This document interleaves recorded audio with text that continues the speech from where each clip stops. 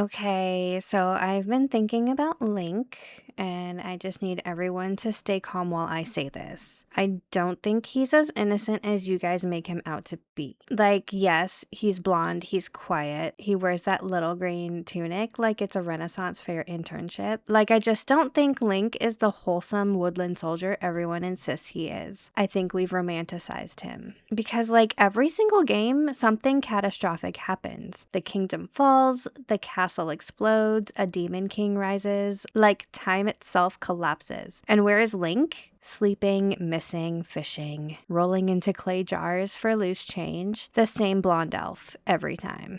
In Breath of the Wild, which is like technically the first one if you really simplify the timeline, he literally sleeps for 100 years while Zelda is out there holding back the apocalypse alone. 100 years. If my situationship didn't text me back for 100 minutes, I'd assume he was dead. But like Link, he wakes up glowing, stretches a little, and immediately starts looting a stranger's campfire. And we just like accept that. Does he check in? Does he strategize? No. He climbs the nearest tower like a raccoon and starts collecting mushrooms. Also, in that game when Navi keeps popping up going, "Hey, listen," every few minutes. I'm sorry, but if you need a glowing fairy to micromanage your decisions, maybe you're not the legendary tactician everyone claims you are. I'm just saying. Also, like, why does he never talk? Everyone says it's because he's noble and burdened, or maybe he just doesn't have a plan. He'll jump off a cliff with a leaf. He'll eat raw meat mid-battle. He'll fuse a mushroom to a sword and go, "Yeah, this feels right." And you're telling me this is leadership? And then there's the Triforce, which nobody ever wants to explain clearly. Like, it's 3 glowing triangles: power, wisdom, courage. Okay, so let's break that down. Ganondorf gets power, Zelda gets wisdom, and Link gets courage, which is adorable, but also suspicious, because courage just means you're willing to run into danger. Like, it doesn't mean you're right.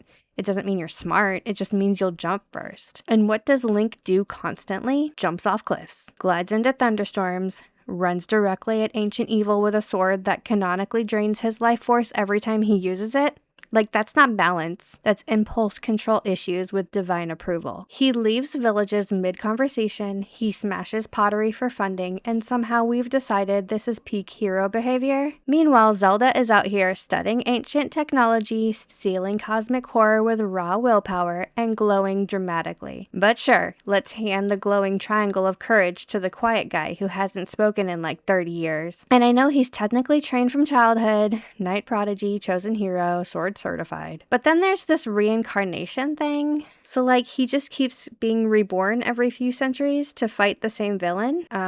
That's not destiny, that's a subscription. At some point you have to ask, who's triggering this cycle? Who keeps activating it? Because if every time this specific blonde elf twink shows up, the apocalypse follows, I'm just saying, like, I'm not accusing him of causing it. I'm just observing a pattern. Maybe he's not the solution. Maybe he's the catalyst. Maybe the Triforce sees him coming and goes, "Oh no, not again." At what point do we admit this might be a group project gone wrong? Also, the sword thing. He finds a legendary blade sealed in sacred stone, and instead of questioning it, he's like, "Yeah, okay, that's mine."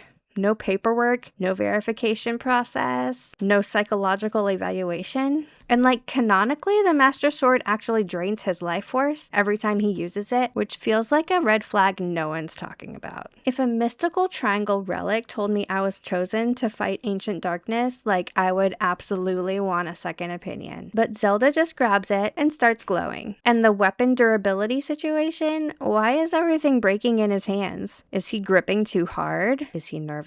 Because every time I see a sword shatter after 3 swings, I'm like, are we sure he's qualified? And I know you guys are gonna say, it's dangerous to go alone. Exactly. So why does he insist on doing that every single time? Suspicious behavior. I'm not accusing, I'm just observing. And if the kingdom collapses again next time he wakes up from a 100-year nap, I just think we should at least consider a different blonde.